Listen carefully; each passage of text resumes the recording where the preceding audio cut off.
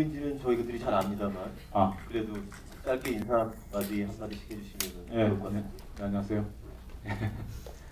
고원혜입니다. 반갑습니다. 비 오는 날씨에 덥고 무더운 날씨에 찾아주셔서 고맙습니다. 안녕하세요. 김세별입니다. 반갑습니다. 잘 들리세요? 네. 모르겠어요. 예, 뭐 이런저런 매체와 인터뷰는 늘 하셨는데요.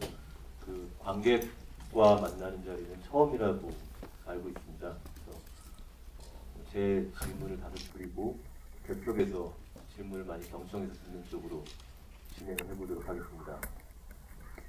뭐 이렇게 시작을 해볼까요? 간단한 질문입니다만 권혜우 배우께서는 홍상수 감독 영화에 여러 차례 출연을 하셨습니다만 특히 그 후 지금 여러분들께서 보신 이 영화의 경우에 아마 가장 비중이 높았던 것이 아닌가 싶습니다. 그래서 좀 더 특별한 의미가 있을 것 같고요. 그리고 김세벽 배우께서는 듣기로 홍상수 감독의 영화를 좋아하셨다고 알고 있는데 이번에 첫 출연을 하신 건데 두 분의 입장에서 각각 어떤 특별함이 있을 것 같다는 생각이 듭니다.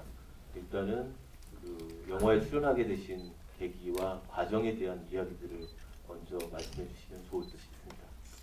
네, 뭐 저 역시 홍상수 감독님의 개인적으로 팬이었기 때문에 여러분들 96년도를 기억하실지 모르겠지만 96년도에 한국 영화계에 좀 기억될 만한 해 중에 하나였던 것 같습니다.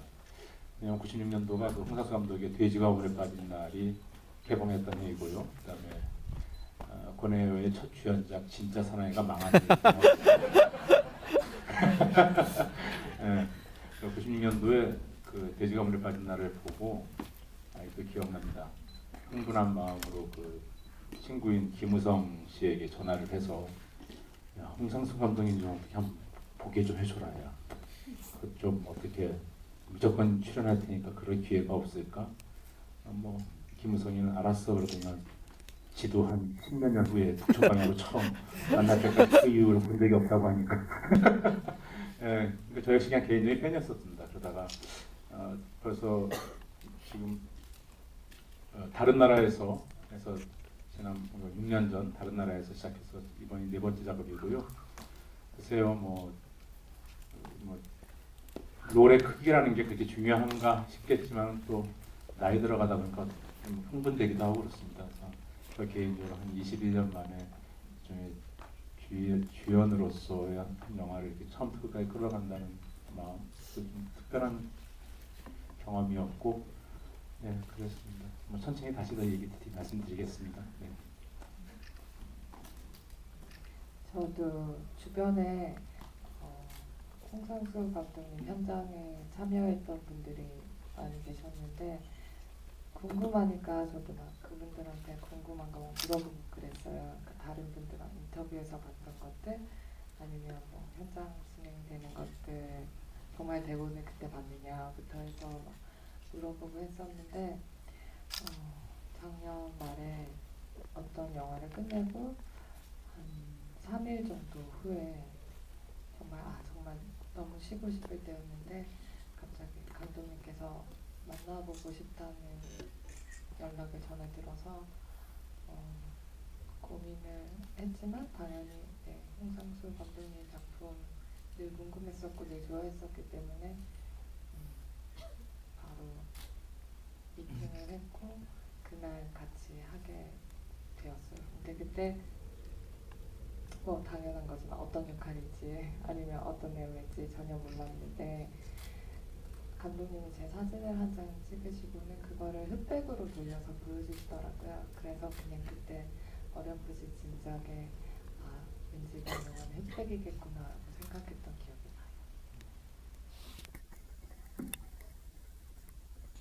나요. 홍상수 감독의 경우에 배우를 만나는 과정을 굉장히 중요시 여긴다고 알고 있는데요. 사진 보여주셨다는 일화는 너무 재미있고 더불어 어떤 대화들을 나눴을 것 같은데 어떤 이야기들을 그 자리에서 좀 나눴는지 밝혀주실 수 있을 정도만 밝혀주시면 어떨까요? 그냥 되게 사소한 것부터 다 물어보셨어요. 가족 관계가 어떻게 되는지. 영화 속에서 봉환이 그 아름에게 그 꼰대질하는 것처럼. 네. 그래서 언니가 있다고 얘기를 했더니 언니가 어떤 사람인지 궁금해하셨고 사진을 보여줄 수 있냐고 하셔서 찾다 보니까 언니 사진이 없더라고요. 근데 한참 밑에 나온 게 언니랑 을왕리에 갔을 때 같이 해 찍는 걸 보러 갔었거든요. 그때 찍은 사진을 보여드렸더니 여기가 어디냐고 물어보시고 그때 바로 을왕리에 헌팅을 한번 가볼까? 라고 하시더라고요. 그래서 정말로 즉흥적으로 뭔가 떠오르는 것들을 하려고 하시는구나 라는 생각을 했고 물론 그게 어떻게 활용이 되진 않을지 모르겠습니다. 언니 얘기도 나눴고 그리고 저의 하루 일과도 물어보시고 또 여러 가지 얘기를 했어요. 그날 돈가스를 먹었고요. 돈가스를 먹으면서 또 많은 얘기하고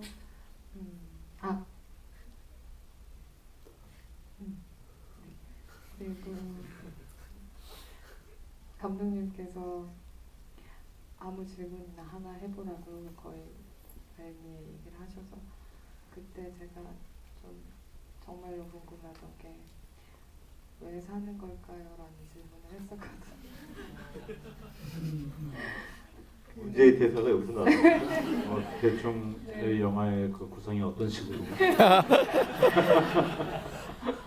근데 그게 영화에는 왜 사세요라는 부분이 나온다. 그래서 그게 또 재밌었어요. 그럼 우리가 한번 이 영화 속에서 우리의 사적 대화를 영화 속에 어떻게 재현되는가 한번 대목도만 짚어볼까요? 한번. 선배님들.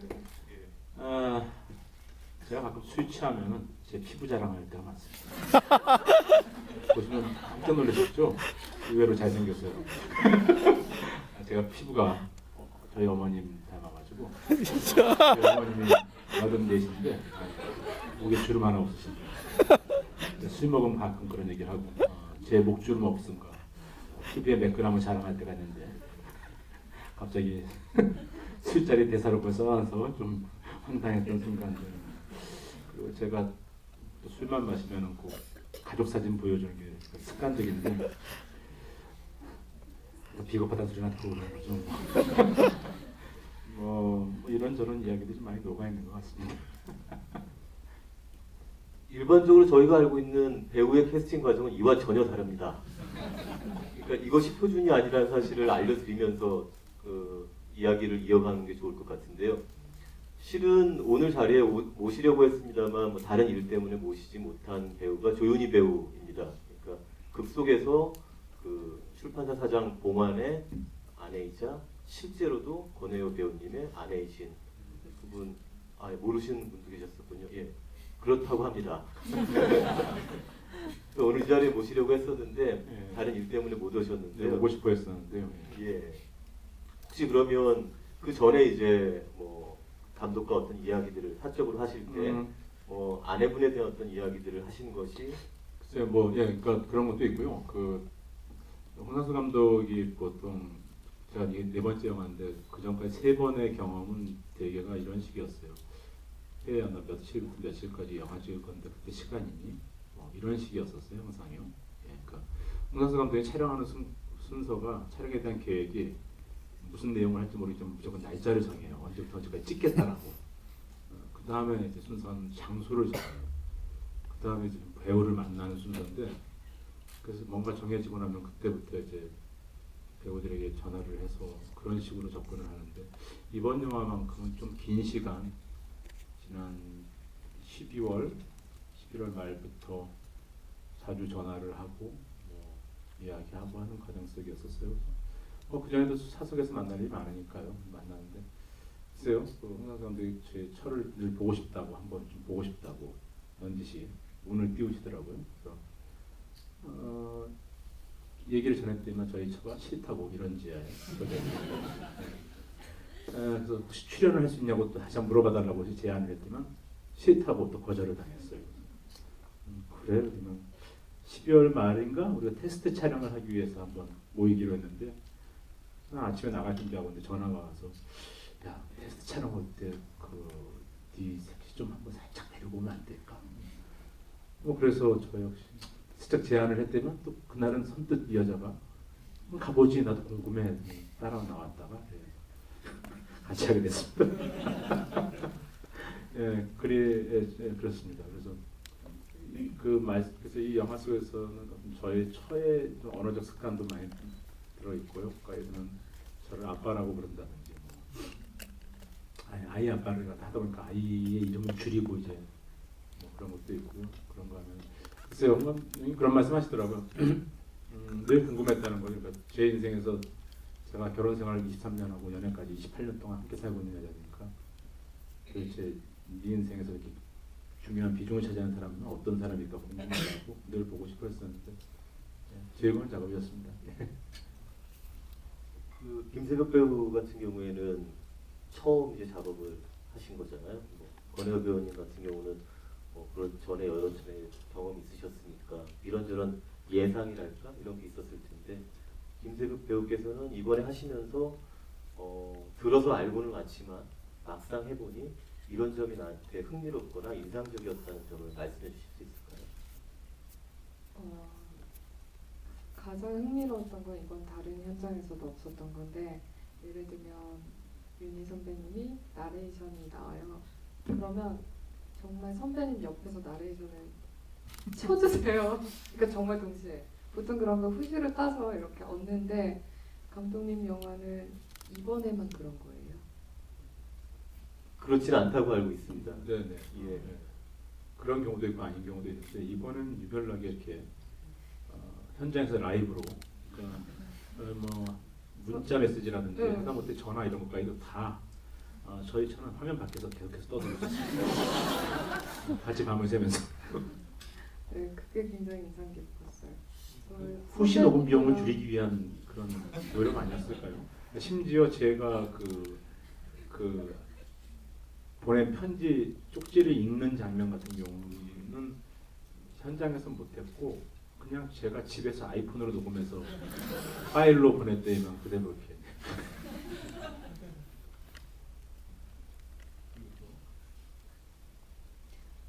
다 말씀하셔가지고 네, 그냥 다 그랬어요. 선배님이랑 둘이서 찍는 마지막에 소파에 앉아 있는 것도 막 악마들 막 이런 대사도 다 옆에서 진짜 다 들으면서 했거든요. 네, 되게 특이한 경험이었어요. 아 예. 문자가 오면 음성으로 들리는 거네요. 아 그렇군요. 예. 뭐 약간 담소를 나눴는데요. 뭐 질문들이 있으실 것 같습니다.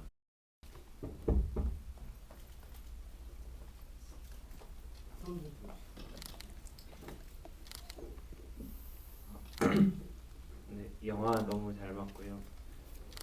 다른 게 궁금한 게 아니라 그 중간에 중국집에서 네. 두 분이서 이제 술 드시는 장면에서 그 두 번 있는데요. 둘이서요 아니면 저기 두 분이서 아. 그 중국집에서요. 예. 거기 장면에서 김세벽 배우님이 우는 장면이 되게 인상 깊었는데 추접스럽죠.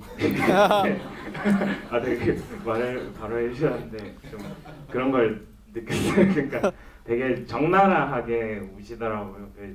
좀 서럽기도 하고 그래서 그 장면 찍으시고 실제로 아마 보셨을 텐데 좀 배우로서 뭔가 뭐 어려움은 없으셨는지 그런 거. 제가 울고 있는 순간에 극중 이름이 뭐였지? 향수기. 창수기구나. 저도 영화 본 지가 꽤 됐어요. 그 창수기가 이렇게 울고 있는 순간에 제가 영화 본 지는 좀 돼서 제가 창숙을 거의 쳐다보지 않았던 것 같은 기억이 나요. 어디 얼굴 들고 보겠어요, 좀 비겁한 놈이. 근데 사실 홍상수 감독 영화가 굉장히 테이크가 많이 갑니다. 실제로요. 하나의 장면을 완성시키기 위해서 뭐 기본 한 10번 정도 가는 건 기본 정도로 그러니까 우리가 원씬 한 컷을 그냥 한 씬을 한 컷으로 찍어내기 때문에 뭔가 단순할 것 같지만 그 안에서 리듬과 이런 걸 만들어내는 일이 한 테이크를 간 다음에 그 중에서 다시 수정하고 정리하고. 근데 그 장면은 여러 번 테이크를 가지 않았던 것 같아요. 네, 많이는 예, 많이 안 가고 한 서너 번 정도에 끝냈던 것 같아요. 콧물 나오는 순간 오케이였나 보다. 네, 그랬던 것 같습니다. 예. 네, 좋은 답이 된지 모르겠습니다. 네, 저기 또 예, 사회는 제가 보겠습니다. 예, 저도 밥을 벌어야 돼. 예, 잠시 기다려 주십시오. 죄송합니다. 일단 그 장면을 좀 여쭤보고 바로 그 문란을 일으키지 마십시오. 예, 그 장면에서 이제 연기해 주신 김세욱 배우 입장에서 그 권혜우 배우께서 테이크를 많이 안 갔다고 기억하시는데, 그러면 이제 감정 같은 걸 잡아 나가시는 과정이나 그때의 느낌 같은 게 생각나시면 좀 설명해 주실 수 있을까요? 그때 현장에서의 분위기나 어떤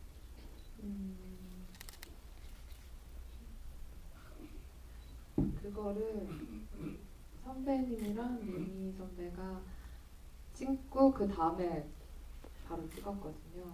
그 영화 속에서 본 앞에 김민 씨하고 길게 대화하는 그 왜 사는가에 대해서 그 말도 안 되는 장관설을 하고 그 장면을 찍은 다음에 바로 이어서 네. 찍었었습니다. 그래서 저는 뒤에서 이렇게 카메라 앵글 벗어난 데서 두 분 연기하시는 거 구경하다가 들어갔는데, 그러니까 사실은 그 기다리면서 그러니까 대사를 외우는데 너무 급해가지고 들어갈 때도 그러니까 그게 해 때문에 되게 빨리 찍었어야 됐어요. 그 앞에 선배님 두 분이서 찍었던 거를. 그래서 굉장히 좀 긴장하면서 기다렸었고, 그리고 바로 이렇게 들어가게 됐을 때 뭔가 이렇게 많이 생각할 그게 없었던 것 같아요. 그래서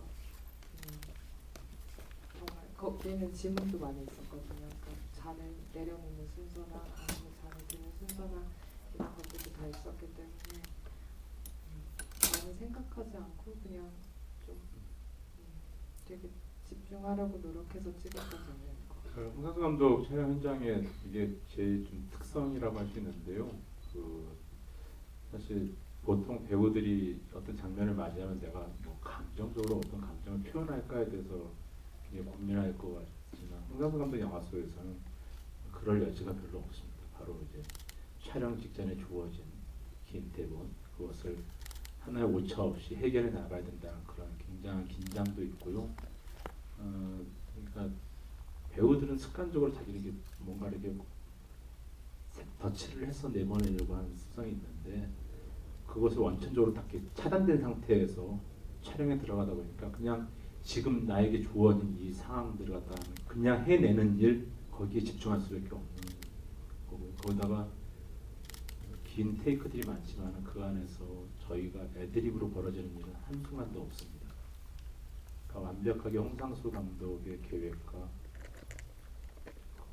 그 안에서 리듬 안에서 움직이는 거여서, 그래서 그거에 집중하다 보면 다른 생각할 데가 없는 것 같아요. 저는 그랬던 것 같아요. 예, 그 굉장히 인상 깊은 장면이어서 그 액션과 리액션을 해주신 분에게 제가 약간의 첨언의 질문을 한 것이고요. 예, 그 권혜우 배우님께서 지정해주신 저 두 가지 질문 있는데요. 홍상수 감독님 작품에서 NG 사항은 어떨 때 주로 나오는지 하고 두 배우님들은 왜 사는지. 뒤에 것부터 말씀드리자면 이 세상에 온 게 내 맘대로 온 것이다.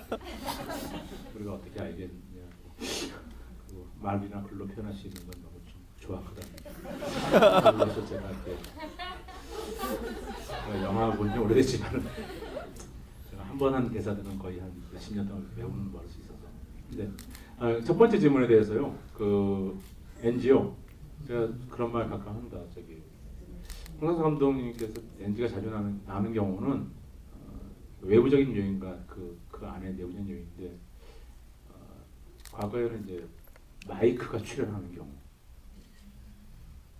분 마이크가 이렇게 화면 안에 들어오는 경우, 왜냐면 굉장히 의외로 많습니다. 그 상황이. 그 계속해서 한 씬을 갖다가 옆에서 좌우로 카메라를 흔들고 넓게 벌렸다가 줌이 들어가고 이 과정 속에서 정확한 사운드를 픽업하기 위해서 마이크가 같이 따라 움직이다 보면 그걸 엔진하는 경우가 많은데요. 그 외에 제일 많은 건 역시 대사 틀리는 거. 그 외에는요, 사실은 솔직히 만약에 10번의 테이크를 갖다면 10번의 테이크 중에서 어느 게 오케이고 어느 게 NG인지를 배우인 저로서는 솔직히 말해서 구분을 못합니다. 그러니까 홍상수 감독이 자신이 생각하는 리듬, 자신이 생각하는 카메라의 움직임, 뭐 호흡 뭔가가 있을 것 같아요. 그러니까 그것을 조율해 나가는 과정이 테이크의 숫자인 것 같아요. 그래서 뭐 그렇습니다. 그렇게 몇 개 말씀드리겠네요. 첫 번째 질문 아마 선배님이 더 같이 작업을 많이 하셨으니까 대답을 다 해주신 것 같고 외산 부분에 계속 생각은 하고 있어요. 근데 아마 지금까지 생각한 거는 그냥 죽을 때까지 더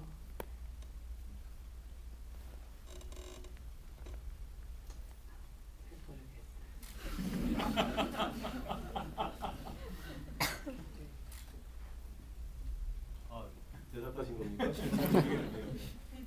예.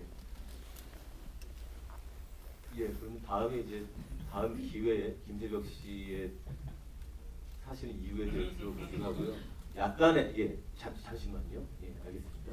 약간의 첨언만 드리자면 뭐 구경꾼으로서 몇 차례 촬영 현장, 홍상수 감독의 촬영 현장을 지켜본 것에 의하면 권혁 배우님께서 설명해 주신 거의 그대로인데요. 그런데 조금 더 살을 붙이자면 저희가 이제 한 테이크를 찍고 나서 감독과 배우가 모여서 모니터링을 한다고 하지 않습니까? 모니터 앞에 앉아서 이제 이 역할, 이 연기는 어땠어, 이 제스처는 어땠어 이런 얘기들 하는데 홍상수 감독의 경우에는 굉장히 정확하다고들 배우들이 얘기합니다. 그것에 대한 지적이 그리고 굉장히 세밀한 편이고요.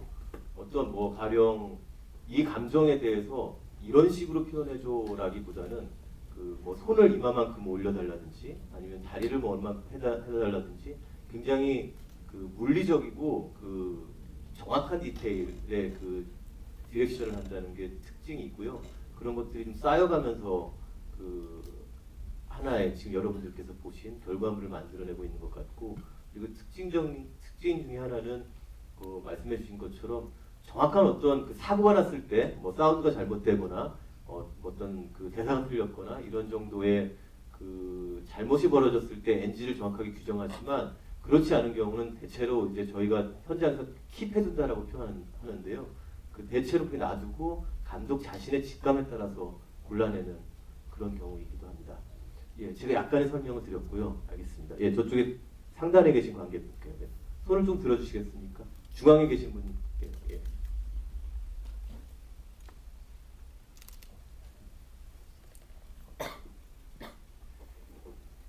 예, 영화 재밌게 잘 봤고요. 저는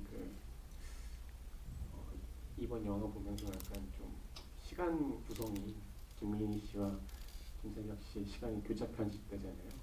처음엔 과거인지 몰랐는데 시간 구성의 그런 연유를 혹시 배우님들이나 정원수 평론가님도 생각이 드시는 그런 구성에 대해서 연유나 어떻게 생각하는지 궁금하고요.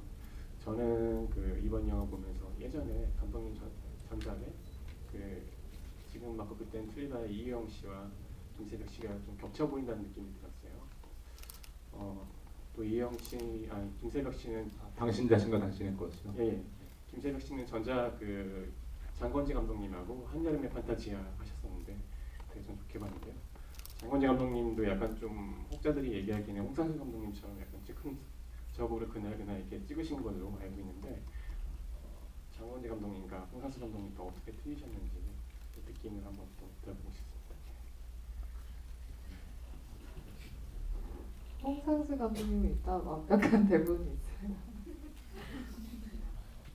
촬영 전에도 대본은 나온다. 네, 그러니까 그러니까 전체를 진행이 달라지는 거지 어쨌든 그날 해야 되는 완벽한 대사나 지문이 있는 거잖아요. 근데 장건재 감독, 그러니까 한여름의 판타지아 같은 경우에는 반은 완벽히 다 있었고 반은 조금 그러니까 상황이나 기본적인 대사의 틀 같은 것만 있었고 나머지는 이제 들어갈 수도 있고 아닐 수도 있는 그런 거였거든요. 그래서 같지는 않은 것 같아요.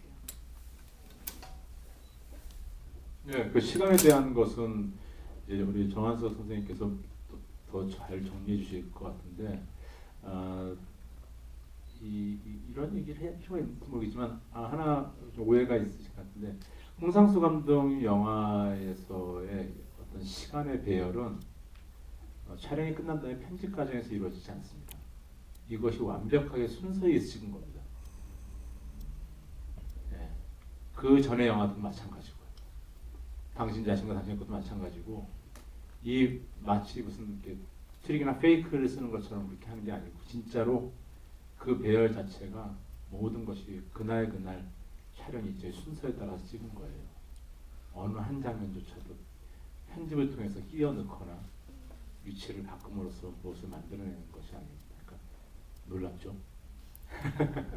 예, 그래서 그것만 좀 말씀드리면 좋겠고 그 시간의 변주라거나 그런 것들은 그냥 각자 느끼시는 게 맞을 것 같다는 느낌이 들고요. 그냥 한 가지 이 영화 속에서 제일 당혹스러운 장면이 있죠. 화장실 가다 세 명이 만나는 장면.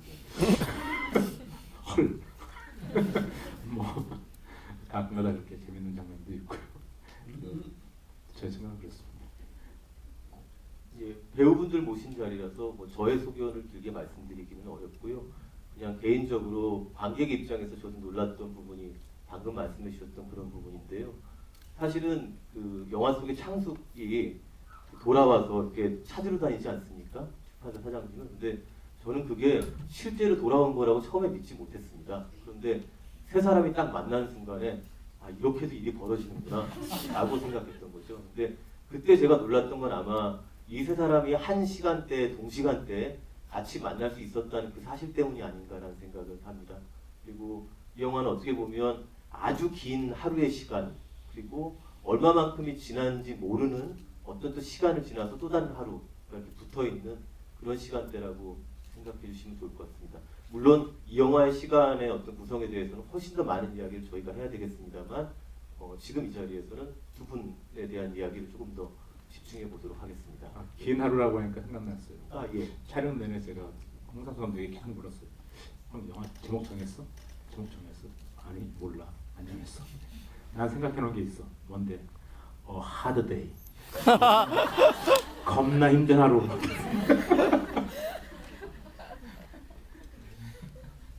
저희가 그러니까 겁나 힘든 하루를 볼 뻔했네요.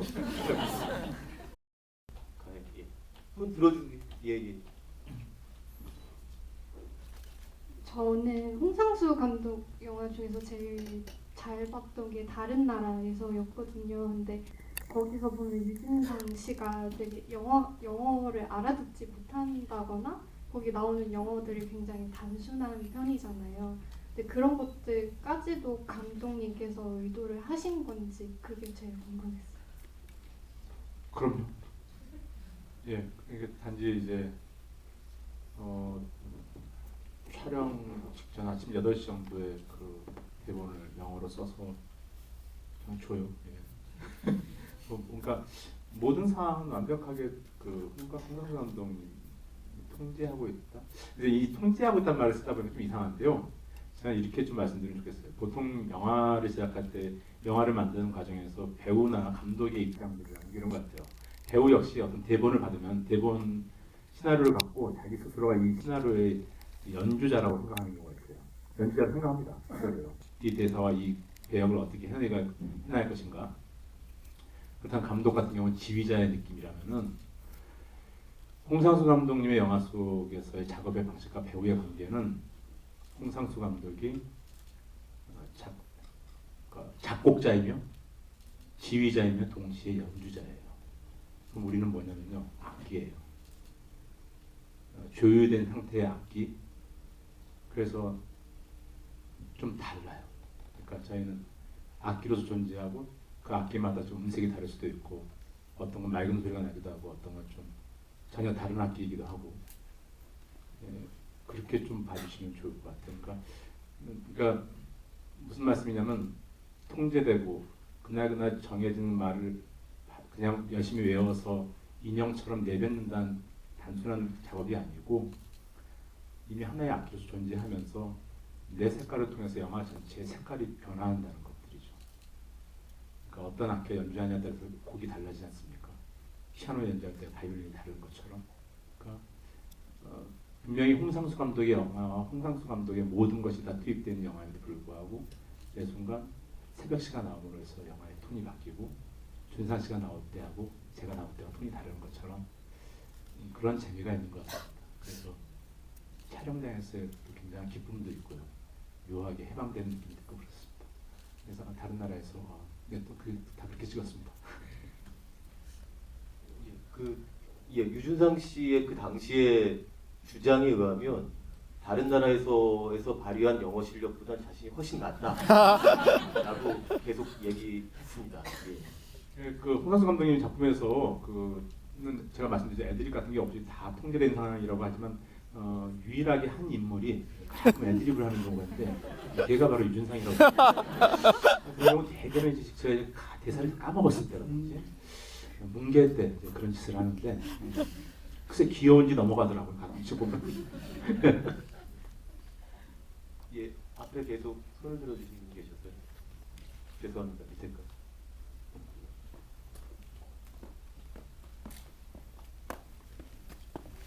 예, 영화 한번 해봤고요.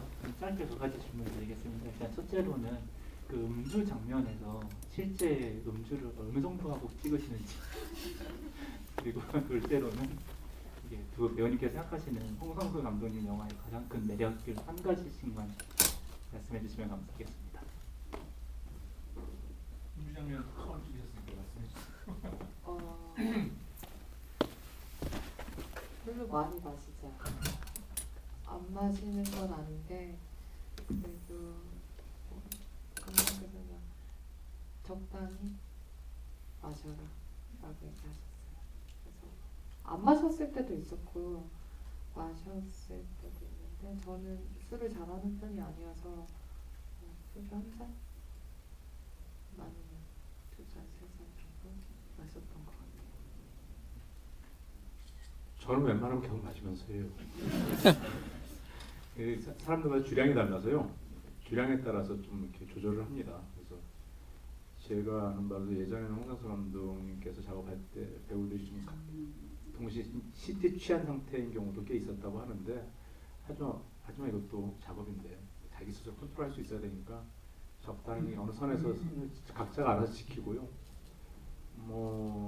최근에 당신 자신과 당신의 거에서 김주혁 씨 같은 경우는 술이 약한데 마시다가 이제 테이프 몇 번 못 가고 이렇게 실려가는 그런 일도 이제 겪다 보니까 홍상수 감독이 자주 체크를 합니다. 괜찮냐? 괜찮냐? 자주 체크를 해요. 그래서 요즘은 그냥 이렇게 각자 한 가게병 했을 때 정도의 기분을 가지고 이제 하는 정도의 느낌이랄까요. 그리고 홍상수 감독에 대한 할 때의 기쁨이요.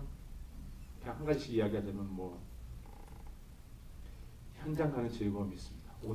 오늘은 아침에 눈을 뜨면 지난 밤이 궁금해. 오늘은 무슨 일이 벌어질까 이런 거 그러니까 도대체가 촬영 첫날조차도 내가 가서 나는 무슨 인물인가를 모르고 가는데 그 다음날 오늘은 촬영장에서 어떤 대사와 어떤 상황이 주어질까를 기다리는 재미라는 게 아주 재밌습니다. 저도 그랬어요. 실장님께서 전날 전화를 주시거든요. 새벽시 내일 촬영이 있습니다. 아니면 혹은 있을 것 같아요. 라고 연락을 주시거든요. 그래서 연락이 안 오셔서 그러면 나는 내일 촬영이 없을까? 아니면 혹은 또 연락이 오면 되게 나 촬영이다. 되게 기분 좋고 그때 촬영이 있었다가 또 막상 대본이 나왔는데 이번에는 아니에요. 오늘은 그러면 그렇구나. 그러면 무슨 내용을 찍고 있을까 또 먼저 상상해보고 또 다음날 가서 대본을 봤을 때 대충 이렇게 봤을 때 그러면은 그 전날 찍은 것들은 뭐였을까 혼자 상상도 해보고 또 얘기도 들어보고 아 이런 내용을 찍었었구나 그런 거 상상하는 재미가 있었고요. 또 그 촬영지가 다 연남동이었거든요. 그래서 저희 집이랑 엄청 가까워서 보통은 촬영장 갈 때 이렇게 멀리 이렇게 차를 타고 가는데 저는 자전거를 타고 맨날 갔어요. 이거 되게 가깝게 즐겁게 갈 수 있었어요. 그 촬영 현장에 물론 부담감은 되게 있어요. 그러니까 내가 오늘 이 대사를 얼마나 주어질지 모르는 대사를 할 수 있을까 맨날 그러니까 불안하면서 즐거우면서 그때 계속 같이 있었던 것 같아요. 그리고 돌아갔을 때는 끝나고 돌아갈 때는 어쨌든 끝이 났다라는 뭔가 이런 그러니까 잘하지 못했든 잘했든 그래도 뭔가 오늘 어떤 주어진 것들을 끝 마쳤다는 그런 좀 안 맞긴 한데 성취감이 조금 있었던 것 같아요. 그러니까 잘하지 못했든 잘했든. 그러니까 그런가 하면 또 이거는 진짜 홍상수 감독 영화만의 즐거움인데요. 배우들은 제가 출연한 다음에 이 영화가 어떤 이야기인지 몰라요. 영화관 가서 개봉했을 때서야 전체 이야기를 알게 됩니다. 앞뒤 상황도 모르거든요, 저희는. 뭐 비근한 예로 지난 바로 이 전작이었죠. 밤의 해변의 손자 같은 경우는 전 촬영이 끝난 다음에 굉장히 걱정했어요. 시간이 별로 안 나올 텐데, 짧을 텐데. 그래서 이제 그 해외 번역을 하는 분에게 시간 짧지 않아? 1시간 반 넘어요. 왜? 독일에서 찍은 게 있잖아요. 우리 출연하는 사람들은 아무도 독일에서 찍어갔다는 걸 몰랐어요. 그런 일부가 있다는 걸 모르고 이 일부를 찍었으니까요. 우리는 한국에 있는 사람들은. 그러니까 저는 이번에 그 후 같은 경우가 제가 홍상수 감독 영화 4번째 하면서 처음으로 영화의 전체 시작부터 끝날 촬영까지 그러니까 김민희 씨가 택시 타고 가는 장면 한 장면을 제외하고 모든 장면에 있어봤기 때문에 전체의 줄거리를 알고 극장에 가는데 그 이전까지의 모든 영화의 출연자들은 대개는 그냥 현장 가서 극장 가서 정말 처음 보는 이야기들이에요. 그것이 굉장히 재밌어요. 어디서도 경험할 수 없는 그런 재미가 있습니다. 예. 그러면 제가 그 창숙 역할을 맡으신 김세벽 배우에게 궁금한 게 하나 있는데요. 여러분들 기억하실지 모르겠습니다만 창숙의 마지막 모습이 언제인지 기억하십니까? 그 출판사에서 그 출판사 사장이 이렇게 기대고 있을 때 이렇게 토닥토닥 해주는 장면이 마지막입니다. 네. 저는 사실 그 장면에서 창숙이 그 퇴장하리라고는 미처 생각을 못했는데요. 영화를 봤을 때 그 자리가 이제 마지막 창숙을 보는 자리더라고요. 그날 그 장면을 찍을 때 창숙이 그렇게 퇴장을 할 것인지에 대해서 짐작 또는 알고 계셨습니까? 아니면은 어느 정도 다른 촬영분이 있었거나 하셨던가요? 일단 있을 수도 있다라는 얘기를 듣고 그리고 그 다음인가 촬영이 있을 거라고 아마 준비하시면 될 거라고 실장님께서 전화가 오셨거든요. 근데 막상 그날 얘기가 바뀌었고 그냥 더 안 나오셔도 괜찮아요.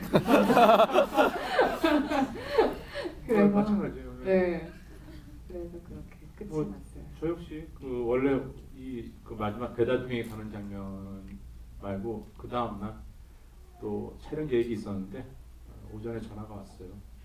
안 와도 될 것 같다고. 끝내야 될 것 같다고. 그냥 오후에 쪽파티 하자고. 그래서 오후에 쪽파티 했어요. 예. 예.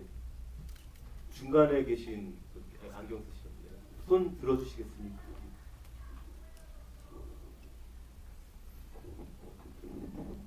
영화 너무 잘 봤습니다. 그 김세벽 배우님께서 홍 감독님께 왜 사냐고 여쭤보셨잖아요. 그 답변이 그대로 영화 속에 들어간 건지. 아니 조금 달라요. 다른 것 같아요. 어떤 대답을 하셨지? 그건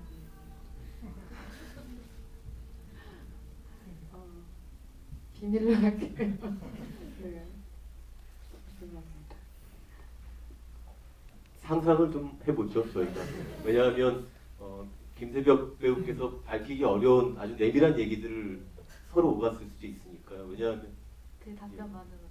예, 이해해 주셔서 고맙습니다. 좀 저기 이 때문에서 오해가 있을까 봐 그런데, 그러니까 우리가 처음에 시작할 때 우리 작은 사소한 그 현장에서의 감독과의 대화 중에 있었던 말들이, 이야기들이 영화 속에 등장하고, 하지만은 실제 그것이 또 전체는 또 아니거든요. 그냥 단초 같은 것 이런 정도지, 또 내용은 완전히 다르게 조용되고 있어서, 예, 그렇습니다. 권혁 배우께서 말씀해 주신 것처럼 홍상수 감독 영화에서 뭐 배우들의 실생활에서의 어떤 말이나 이런 것들이 응용되긴 합니다만 단 한순간도 픽션을 거치지 않는 순간은 없습니다. 그러니까 그걸 염두에 두시고 영화를 보아주시면 좋을 것 같습니다. 예. 가운데 밑에 쪽에 예.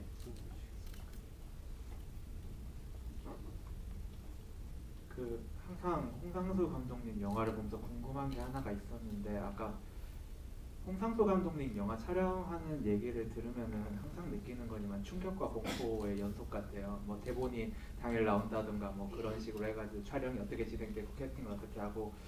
배우님들한테 궁금한 게, 보통 캐릭터라든가 대사 분석을 하잖아요, 다른 영화들 같은 경우에는. 근데 이제 홍상수 감독님 영화 같은 경우에는 아까 권혜여 배우님 말씀하셨지만 대사가 알 수 없는 그런 말들 혹은 뭐 되게 관념적인 말들 이런 게 되게 많은데, 그런 캐릭터라든가 대사 분석을 어느 정도 수준까지 하시고 하시는지, 아니면 때로는 이 대사가 무슨 말을 하는지 도저히 모를 때도 있는지, 이런 부분들이 좀 궁금하거든요.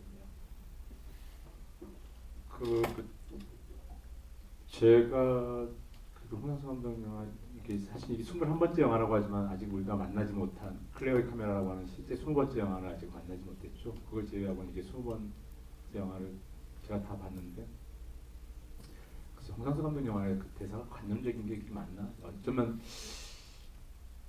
이번 영화가 가장 그런 면에서 대사에 이제 그런 대사들이 있을지 모르겠지만, 글쎄요, 뭐 모르는 건 없고요. 그냥 제 말로 하기 위해서 애쓰는 정도겠죠.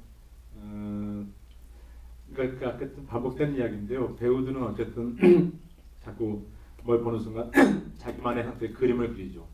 그림을 그리고 나는 이런 식으로 표현하겠다고 애를 쓰기도 하고 하는데, 저 역시 그랬습니다.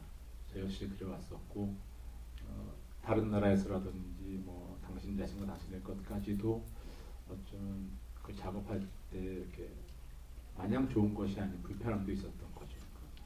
저도 모르게 습관적으로 저는 그 우리말을 가장 우리말답게 하는 일이 중요하다라고 늘 믿고 있는 사람이었거든요. 그리고 어쨌든 대학로에서부터 제가 20몇 년 동안 연기를 해온 사람으로서, 예를 들면 홍상수 감독이 써놓은 말을 갖다가 아주 가장 자연스럽고 편안한 우리말의 형태로 바꾸는 경우가 많았어요. 습관적으로. 제가 바꾸고 싶어서 바꾼 게 아니고 그냥 이렇게 툭 나가버리는 거죠. 근데 홍상수 감독님의 대사들을 가만히 보고 있으면 굉장히 그 우리식의 말 방식이 아니에요. 그러니까 영어식에 도취되어 있는 표현이라든지, 그러니까 뭐 그런 거 있잖아요. 아름다워요. 살면서 대놓고 누가 그런 말을 하는 거야. 네? 그렇죠? 정말 아름다워요. 이런 말 많이 나오지 않습니까? 홍상수 감독 영화에. 근데 그게 영어로 번역하면 괜찮아요. 그런가 하면 뭐 이거 참 좋다, 이거 뭐 좋다, 그래 좋다, 뭐 이런 식의 표현들 같은 것들, 글쎄요, 굉장히 좀 생경하기도 하고 어색할 때마다 그걸 가장 자연스럽게 제가 전환하려고 하는 그런 관성이 있더라고요. 근데 그때마다 굉장히 그거는 재미없어 라는 말로 항상 저를 멈추게 했죠. 근데 그건 굉장히 중요했던 일인 것 같습니다. 그러니까 그렇게 해서 사실은 우리가 누군가의 사적인 대화 같은 것을 우리가 이렇게 열심히 보고 있는 건 뭘까 생각할 때가 있지 않습니까? 그건 그 안에 굉장히 정교하게 조율된 홍상수 감독만의 그 말이 갖고 있는 긴장, 또 리듬감, 이런 것을 하나하나 세밀하게 따져냈기 때문에 우리가 이 한 개인과 두 명의 이야기를 이렇게 열심히 듣게 되는 힘이 생긴 것 같은데, 그러니까 저는 그걸 열심히 해내는 일, 이게 다른 영화에서는 굉장히 다른 내가 뭘 만들어야겠다는 강박이 있는데 비해서 아예 그럴 기회조차 없이 무조건 이걸 열심히 이 대사를 해내야 된다는 것을 하고 나면은 뭐랄까 끝난 다음에 약간 묘한 자유? 시원함? 이런 생각이 들어요. 그러니까 제일 좋은 연기는 아무것도 안 했다는 느낌이 들 때 연기라고 그런 표현을 할 때가 있거든요. 영자 홍상수 감독 영화에서의 배우들이 갖는 느낌은 그런 느낌들이 강합니다. 그래서 많은 배우들이 서로 항상 홍상수 감독과의 작업을 좀 기대하는 것 같아요. 예. 거기서 약간 좀 치유받는 느낌도 있습니다. 예. 그렇습니다. 그래서 뭐 충격과 공포는 아니고요. 물론 장수가 길면 이제 좀 약간 충격을 받죠. 저도 제 이름이 뭔지 직업이 뭔지 전혀 모르거든요. 촬영 첫날 저는 알았어요. 그래서 도착해서 이제 30분 뒤에 촬영할 거니까 대사를 자, 외우고 나중에 보자 이렇게 하는데 거기 이제 읽어보면 나오는 거잖아요. 창수 뭐 만나서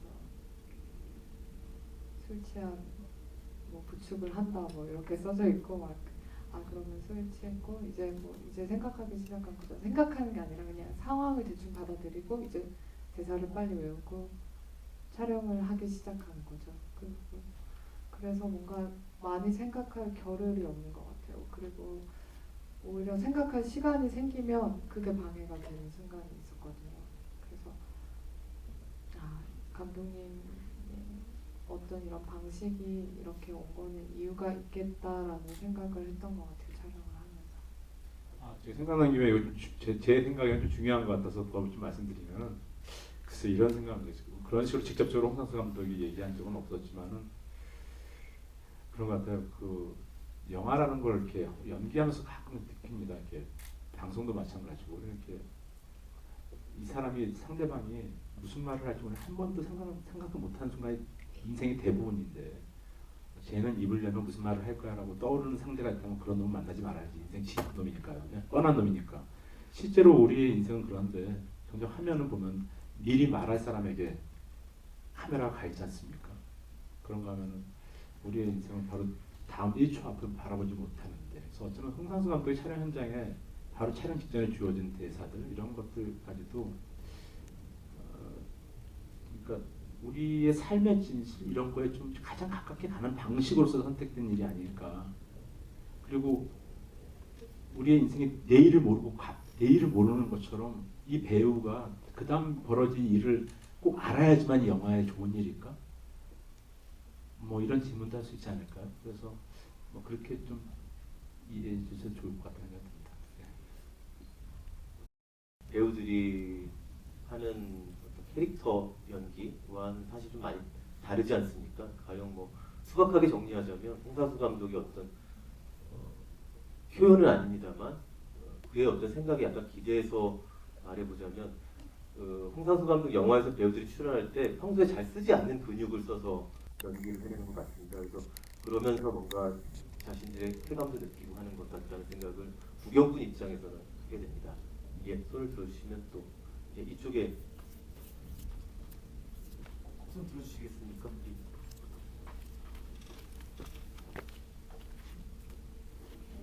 질문하려니 좀 떨리는데요. 그러니까 영화 찍으실 때나 촬영 중에도 이 영화가 어떤 영화인지 완벽히 잘 모르신다고 끝나고 나서 이제 이 영화구나 알겠다고 하셨잖아요. 그러니까 두 분 다 만들어진 영화를 보고 처음 드는 생각이나 느낌은 어떠셨는지 궁금합니다.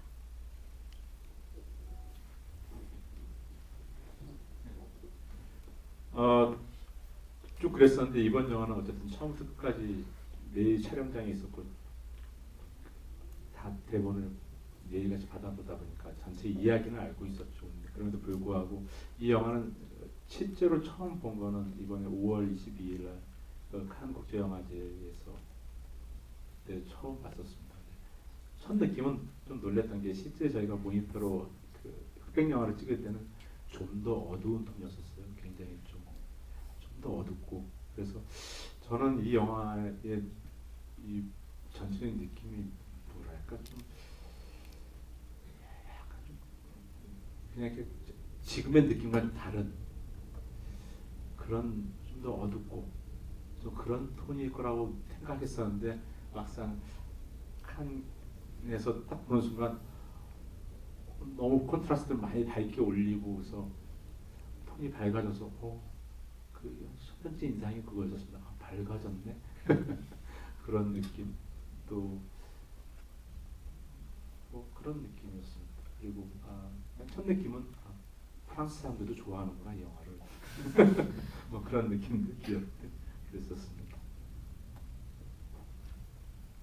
저는 아무래도 그러니까 안 나오는 신이 많으니까 모르는 신이 훨씬 더 많잖아요. 흥미진진한. 네, 그래서 이렇게 짜맞춰지는구나. 그러니까 어렴풋이는 알았어도 그러니까 막상 보니까 내가 찍은 영화가 이런 영화였구나 처음 보면서 느꼈던 것 같고, 그리고 굉장히 그러니까 화면이 저희가 찍을 때보다 밝아졌다고 하더라도 충분히 봐도 굉장히 쓸쓸한 영화였고, 그리고 또 어떤 지문 속에 있었는데 제가 그때 못했던 게 하나 있었어요. 근데 나중에 영화로 봤더니 그게 되게 연결되는 거였더라고요. 그러니까 영화 속에서 그거를 못 지켰던 게 굉장히 아쉬웠어요, 스스로.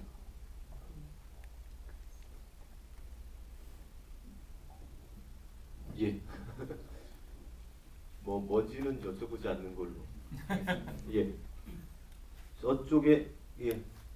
맨 오른쪽에 계시네요.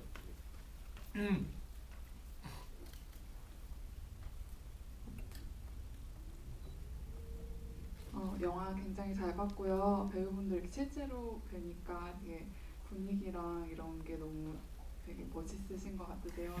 김세욱 배우님도 너무 분위기 좋으시고 예쁘세요. 아무튼 그리고 제가 궁금한 것 중에 하나는 그런 약간 촬영하실 때 의상이나 소품 같은 것들은, 그러니까 소품은 물론 감독님께 준비하시긴 하겠지만 의상 같은 경우는 보통 집에서 입고 나오시는 옷으로 직접 하시는 건지 궁금하고요.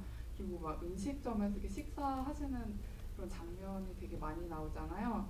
근데 그런 장면을 촬영하실 때 실제로 이렇게 스태프들과 식사하시다가 만 상태에서 같이 이렇게 촬영을 하시는지도 좀 궁금합니다.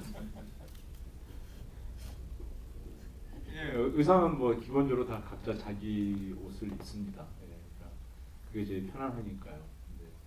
그래도 이제 의상을 또 굉장히 세심하게 챙기세요. 그러니까 저희는 왜 이걸 요구하는지 잘 모르고 입을 때도 있습니다. 예를 들면 밤의 변에서 혼자 같은 경우에는 촬영 올 때 좀 뭔가 밝은색 옷을 하나 갖고 와줘. 계속해서 밝은 색을 입었으면 좋겠어. 넌 늘 검은색이잖아. 뭐 그래서 근데 그때만 김민희 씨랑 대화가 계속해서 넌 달라졌어, 여성스러워졌어 이야기하고 김민희는 저에게 끝없이 젊어지신 것 같아요 계속해서 뭐 그런 식으로, 그러니까 저희가 예상치 못했던 저희 평소에 복식 습관과는 전혀 다른 것을 요구들이 있긴 하지만 기본적으로 저희 옷을 입습니다. 그리고 음식은요 그냥 어떤 때는 그냥 스태프들하고 같이 먹다가 끝나서 연결할 때도 있고요. 뭐 경우가 달라서 아무튼 잘 먹으면서 합니다. 네, 의상은 저도 다 제 옷이었고, 또 기억에 남는 거는 감독님께서 목도리가 있으면 한번 해봤으면 좋겠다고 해서 목도리를 내려고 하다가 감독님께서 목도리를 네가 평소에 내는 방법으로 한번 내볼래라고 하시더라고요. 그러니까 그런 것까지도 그냥 다른 거 아니고 평소에 그냥 제가 하는 걸 원하시는구나라고 그때 생각했었어요. 먹는 거 잘 먹습니다. 이 의상의 경우에 평소 배우들이 하는 의상 입는 습관, 기준 하되 그것으로부터 약간씩 변형을 가하는 쪽인 것 같습니다. 이쪽에 저 상단 바로 손 들고 계시네요. 네, 저도 영화 굉장히 재밌게 잘 봤고요. 제가 궁금한 건 이제 대본 받으시고 나서 읽으면서 이 부분은 관객들이 좀 웃겠다 싶었던 게 있으셨는지 궁금해요. 저 같은 경우는 김민희 배우님이 왜 사는가에 대해서 얘기하다가 갑자기 이제 권혜율 배우님이 너 참 똑똑하구나 하고 이렇게 갑자기 이제 말을 끊었을 때도 재밌었고, 그리고 이제 김세벽 배우님이랑 김민희 배우님이랑 권혜율 배우님이랑 같이 이야기 나누다가 갑자기 울음 터지실 때 그때도 많이 웃었거든요. 그래서 대본을 보고 관객들이 많이 웃겠다 싶었던 그런 장면이랑 프랑스 관객들이 많이 웃었던 장면들 궁금합니다. 인간들은 되게 비슷했어요. 그 쪽팔린 상황에 대해서 다들 반응이 똑같더라고요. 네. 그 저희가 이렇게 길게 어떤 장면을 찍고 있을 때 이렇게 저쪽 모니터를 보면 항상 모니터 앞에서 첫 번째 관객으로서 혼자 끽끽거리는 사람이 있어요. 홍상수라고요. 얼마나 재밌겠어요. 바로 직전에 대사 주고 그거 갖고 막 2명 3명이 찍고 싸우고 있는데 그걸 보고 있으면서 방금 말씀하신 그런 순간들이었던 것 같아요. 근데 제일 저는 찍으면서 와, 관객들도 황당히 하겠다 하는 순간이 바로 화장실 앞에서 삼자 조우고 하는 그 장면 같은 것들이죠. 뭐 그런가 하면은 그런 대목들이요. 책 좀 가져갈게요. 뭐 이런 거. 뭐 그냥 사람마다 재밌어하는 부분이 다르긴 할 텐데 예를 들면 3명이 만나는 순간은 그 칸의 프랑스 관객들도 오 헐 이런 분위기 올라가 뭐 이런 그런 분위기였던 걸 기억납니다. 저도 대본 받았을 때 진짜 많이 웃었던 거 3명이 만나는 거 똑같이 보고서 받자마자 진짜 많이 웃었던 것 같아요. 그 장면이 제일 웃겼던 것 같아요. 그 실제로 테이크가 많이 갔던 장면이 그 김민희 씨하고 조윤희 씨가 싸우는 장면이에요. 저희 처가 조윤희 씨가 마음이 약해서 한 번에 세게 때려서 갔어야 되는데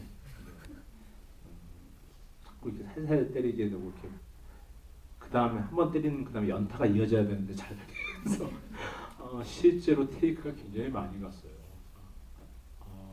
그 장면 대본 받으면서 이 장면 사실 그 대사 자체로 보면 굉장히 그 아침 드라마인 줄 알지 않습니까?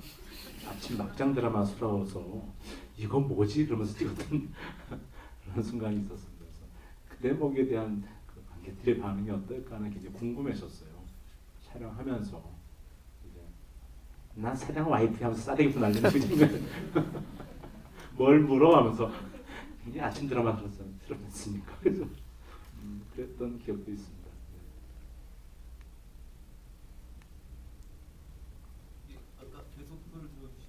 바로 옆에 계시네요. 예.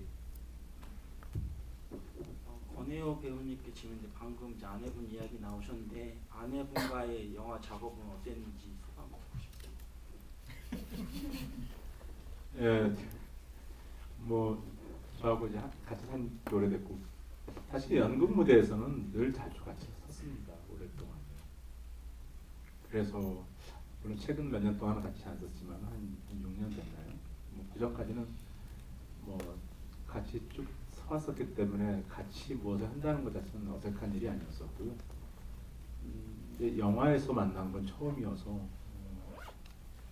좋은 점이 더 많았던 것 같아요. 뭐 나빴던 점은 없고요. 실제는 저희 아내가 이제 한 거의 20 몇 년 만에 그 이명세 감독의 첫사랑 이후에 영화에선 진짜 오랜만에 카메라 앞에 서는 거였고 그 첫 장면스럽게 첫 촬영이었거든요.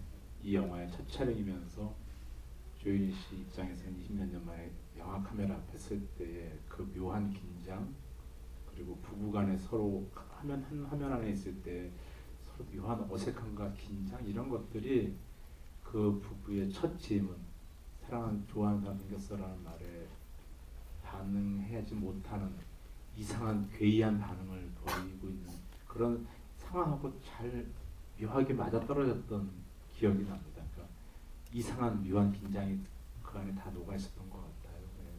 그래서 뭐 굉장히 좋았던 기억이고요. 무엇보다도 부부가 함께 칸에 가서 재밌게 놀다 왔습니다. 네. 그 첫 장면 찍었을 때가 늦은 밤에서 새벽까지 찍었습니까? 네, 밤 한 10시, 11시 뭐 새벽에 들어가서 10시에 넘어가서 새벽까지 찍었던 것 같습니다. 네. 저쪽에 우측에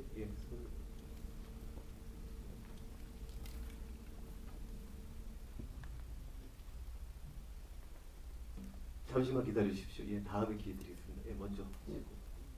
네, 저도 영화 정말 잘 봤고요. 또 이렇게 연기 얘기나 제작 상황에 대해서 자세히 듣고 들을 수 있어서 정말 좋았습니다. 그냥 두 분 배우분들께 한 장면씩 질문이 있는데요. 김재벽 배우님께서는 이렇게 레스토랑 음식점을 지나가면서 들여다보는 장면이 있었어요. 안을 쳐다보는 장면. 거기서 어떤 디렉션이 있었는지, 거기서 김민희 배우님과 권혜우 배우님을 보는 상황이었는지, 아니면 그냥 찾아다니는 어떤 행동으로서의 디렉션이었는지 궁금하고요. 권혜우 배우님께는 마지막에 김민희 씨와 다시 만나는 장면에서 뭐 얼마 만에 시간이 흘렀다 그런 디렉션이 있었는지, 아니면 정말 이 사람이 기억이 난다고 하는데 정말 어느 정도 기억을 하고 있는지에 대한 설명이 있었는지 궁금합니다. 김재벽 씨부터 들어볼까요? 그 씬 찍을 때는 그 앞에를 먼저 찍었는데 오랜만에 와서 문을 열었는데 안에 불은 켜져 있는데 사람이 없고 문이 잠겨져 있잖아요. 그래서 평소에 자주 가던 식당을 찾아서 거기에 있을 것 같으니까 간다 라는 설명을 해주셨고요. 그리고 지나가다가 뭔가 목소리를 들은 것 같아 정도의 디렉션이 있었던 것 같아요. 네, 그래서 전 그 당시에 그 세 명이 그 부끄러운 이상한 상황을 정리하고 나서 김민희 씨가 떠나는 순간 눈이 왔었지 않습니까? 택시에서. 그리고 다시 만난 순간 다시 밖에 눈이 가득 덮여 있는 상황이어서 그것들 그 텀을 갖다가 겨울 안에서의 3개월로 갖기엔 너무 짧은 것 같고 한 2년 정도 정도로서 저는 생각을 하고 있었고요. 그리고 그 망각에 대해서는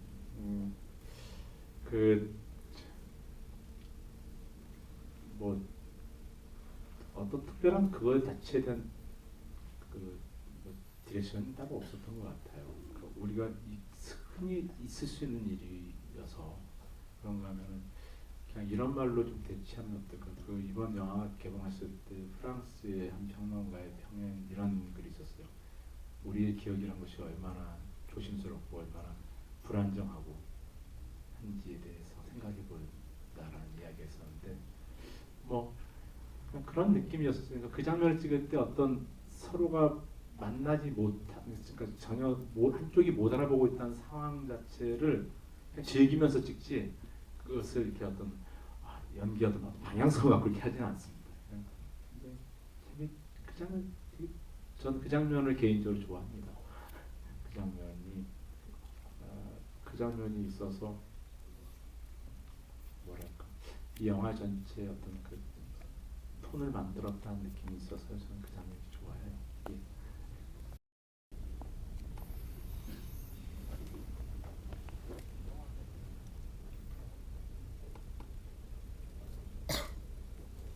영화 대사 중에서 실체는 마음으로 느낄 수 있다. 그리고 사람 좀 보고 가세요. 알고 나서 그런 말이 나오는데, 그러니까 저희들은 홍상수 감독에 대해서는 미디어를 통해서만 보게 돼요. 하지만 이제 배우 두 분께서 이제 영화를 촬영할 그 당시에는 굉장히 홍상수 감독님이 미디어나 대중들에게 엄청나게 이제 치였을 때 상황 같은데, 그때 촬영할 당시 연기를 하면서 이제 홍상수 감독님이 왜 이런 영화를 만들려고 했는가, 그리고 상호작용으로 영화를 다 완성된 걸 본 다음에 이래서 그 당시에 어떤 생각으로 만들었겠구나, 그런 식의 두 배우님들의 이제 감독님이 왜 이런 작품을 만들었는지에 대한 생각이 궁금하고요. 두 번째가 김민희 이제 배우에 대해서는 알 길이 아예 없는데 같이 연기를 하시는 연기에만 국한을 해가지고요. 김민희 그 배우하고 같이 연기하면서 어떤 그런 느낌이 있으셨는지 궁금합니다. 네, 마지막 질문부터 하자면 김민희 씨는 굉장히 그 강한 친구인 것 같아요. 그러니까 안에 굉장히 강한 심지가 있는 친구인 것 같고, 그리고 30대 중반에 가 있는, 중반 넘어서는 한 여배우가 계속 성장하고 변화해가고 있다는 걸 보여주고 있지 않습니까? 화차에서 그랬고, 뭐 연애의 온도에서 그랬고, 그 이후에 이전에 홍상수 감독 작품 속에서 좀 그렇지만 뭐 같이 하는 내내 굉장히 뭐랄까 이렇게 어떤 영화가 흐트러지기 쉬운 순간마다 그 민이라는 친구가 갖고 있는 그 단단함이 이렇게 이 영화의 특히 중심 같은 느낌이 줄 때가 있습니다. 그래서 그 힘이 굉장히 좋게 느껴졌고요.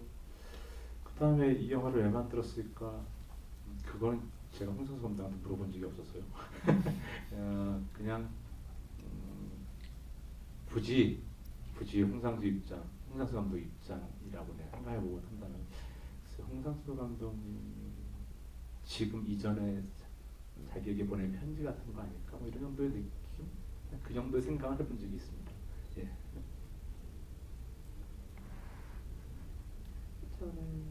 저는 촬영이 끝나고, 제 촬영이 끝나고 두 분이 촬영, 미니 선배랑 혜영 선배님이 촬영하는 것도 일부러 보고 가고 그랬거든요. 남아서. 너무 재밌었어요. 대사가 사실 조금의 리듬으로 달라지는 것들을 계속 봤거든요. 테이크마다 웃겼다가도 슬퍼졌다가도 달라지는 것들이 보여서 그거 보는 것들이 굉장히 좋아서 저는 막 남아있고 그랬었던 기억이 나는데, 굉장히 집중력도 좋으시고 두 분 다, 그리고 또 굉장히 순수한 분이라는 생각을 했어요. 아기같이 순수한, 그런 생각을 했던 것 같고, 감독님이 왜 영화를 만드시는지는 저는 사실은 잘 모르겠어요. 영화를 근데 하나 확실하게 느끼는 건 현장에서 느꼈던 건데, 감독님은 그냥 현장에서 영화 만드는 거 정말 좋아하시는 분이구나. 그거는 확실하게 느꼈어요. 조그마한 모니터를 감독님께서 이렇게 들여다보시면서 연기하는 걸 보면 정말로 행복하게 웃고 계시거든요. 그거 보면은 정말 영화 찍는 걸 좋아하시고 현장에 있는 걸 정말 좋아하시는구나라는 생각을 했고, 그러니까 그 현장에 있는 게 기뻤던 것 같아요. 그거는 확실하게 얘기할 수 있어요. 네, 마지막 질문이니까 덧붙이자면 이 현장이 굉장히 뭔가 돌발적이고 뭔가 즉흥적인 것 같은 혹시나 그런 이미지가 있을까봐 말씀드렸는데, 제가 아는 한도 내에서는 대한민국에서 가장 밀도가 있고 가장 치열한 현장. 그러니까 제가 아는 한도 내에서는 그렇습니다. 보통 다른 영화 끝내오면 다른 영화 하루 촬영하다 보면 그날 저녁에 배우들끼리 소주라도 한잔 합니다. 야, 한잔 하자. 근데 이 영화 촬영이 딱 끝나는 순간 그냥 모든 걸 턱 넣고 빨리 집에 가서 쉬어야지 생각이 들 정도로 그 밀도도 어마어마하고요. 그러니까 홍상수 감독이 술자리에서 가끔 그런 얘기, 사적인 대화를 끌고 나오면 안 좋겠지만 자기는 목숨을 걸고 찍는다.